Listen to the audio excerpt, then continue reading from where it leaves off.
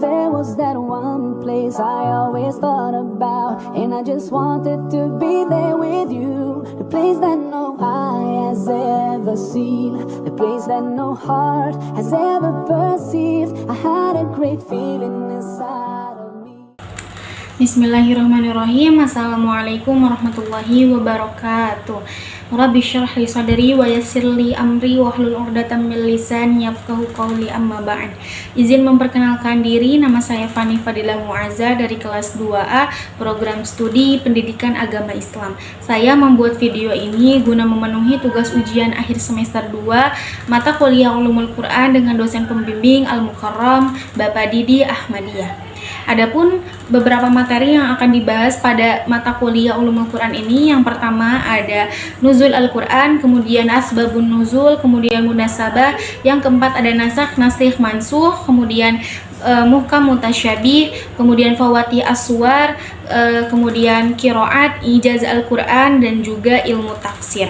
Nah, demi mempersingkat waktu, marilah kita masuk ke dalam materi pertama, yaitu Nuzul Al-Quran. Nuzul Al-Quran merupakan peristiwa penurunan Al-Quran, yang dimana Al-Quran ini merupakan wahyu Allah atau kalamullah yang diturunkan melalui malaikat Jibril terhadap Rasulullah SAW. Nah, Al-Quran ini diturunkan secara berangsur-angsur pada malam Lailatul Qadar.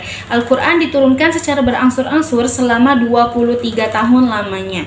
Nah, adapun tahapan-tahapan penurunan Al-Quran, yang pertama dari Lauhul Mahfuz ke Baitul Izzah, ke alam dunia, kemudian dari Baitul Izzah sampailah kepada Rasulullah SAW melalui malaikat Jibril.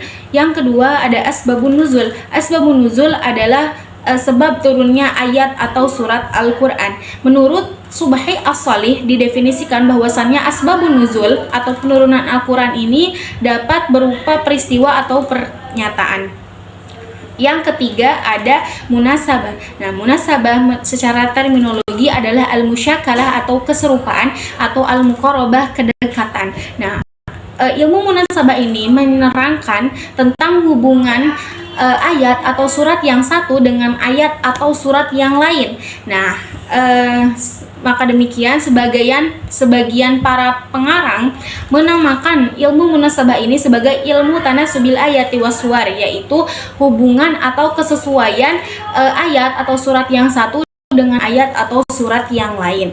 Nah, kemudian yang keempat ada nasakh, nasikh, mansukh. Nasakh adalah penghapusan atau penghilangan hukum syar'i yang sesuai dengan dalil syar'i yang datang kemudian. Nah, adapun nasikh adalah sesuatu yang menghilangkan, menghapuskan atau mengubah, itu disebutnya nasikh. Nah, adapun mansukh adalah sesuatu yang dihilangkan, dihapuskan, itu disebutnya dengan mansukh. Nah, ilmu ini juga terjadi karena Al-Quran itu diturunkan secara berangsur-angsur sesuai dengan peristiwa yang kelima ada muhkam mutasyabih.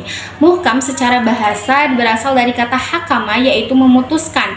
Nah, muhkam juga secara istilah adalah ayat-ayat Al-Quran yang memiliki makna tegas, jelas, dan tidak membutuhkan penafsiran tambahan. Nah, adapun mutasyabih adalah ayat-ayat Al-Quran tidak langsung dapat dipahami atau memiliki makna yang ganda sehingga membutuhkan penafsiran atau takwil untuk memahaminya.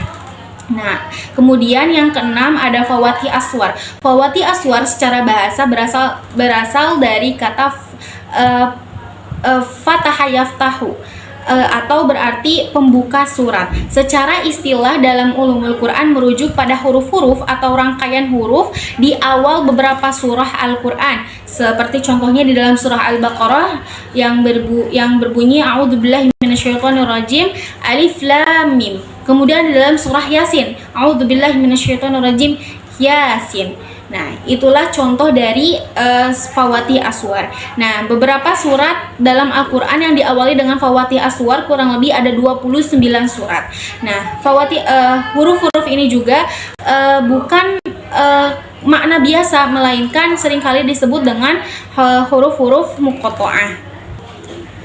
Nah, kemudian Yang ketujuh ada kiroat. Nah, kiroat ini berasal dari kata qara'a yaqra'u qira'atan, ialah salah satu aliran pelafalan atau pengucapan Al-Qur'an yang dipakai oleh salah satu imam qura. Nah, kiroat ini juga harus berdasarkan dengan sanad-sanad yang tersambung kepada Rasulullah SAW. Kemudian yang kedelapan ada ijaz Al-Qur'an. Secara etimologis, kata ijaz itu berasal dari kata ajaza yang berarti melumpuhkan atau melemahkan, yaitu lawan kata dari qadaro yang artinya adalah mampu. Dalam Mu'jaz Ulumul Quran karya Daud Al-Aqar disebutkan bahwasannya ijaz ini adalah ketidakmampuan atau sesuatu yang di luar. Nah, adapun yang kesembilan ada ilmu tafsir. Ilmu tafsir ini adalah bidang kajian yang mendalami Al-Quran secara menyeluruh. Adapun dari bahasanya yaitu memahami dari segi nahwu, shorof, balaghah. Nah, kemudian tidak hanya sampai situ saja, dalam konteksnya itu seperti memahami asbabun nuzulnya seperti apa, nuzulul Qur'annya seperti apa, cara bahasanya seperti apa. Nah, itu bisa disebut atau bisa termasuk di dalam pengertian ilmu tafsir ini. Nah, secara sederhananya ilmu tafsir ini itu menjadikan kita tidak hanya faham tentang makna konteksnya saja gitu, tetapi faham secara menyeluruh dari isi Al-Quran tersebut. Nah, demikian materi yang bisa saya jelaskan.